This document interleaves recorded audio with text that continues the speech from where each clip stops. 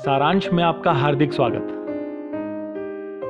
घर का वैद्य सीरीज की इस श्रृंखला में आइए बात करते हैं डकार के बारे में।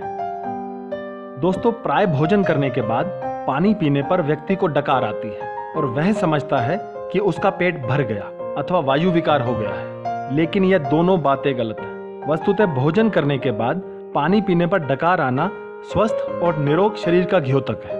यह खट्टी डकार या वायु विकार की डकार से एकदम अलग होती है और एकदम खुलकर आती है।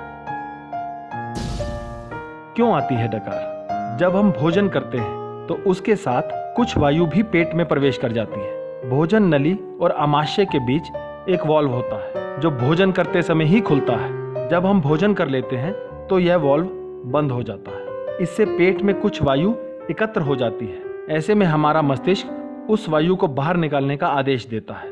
तब शरीर की कुछ मांसपेशियां कड़ी हो जाती हैं। फिर भोजन नली और आमाशय के बीच का वाल्व कुछ देर के लिए खुल जाता है। ऐसे में वायु गले और मुंह से होती हुई बाहर आती है, जिसे डकार कहा जाता है।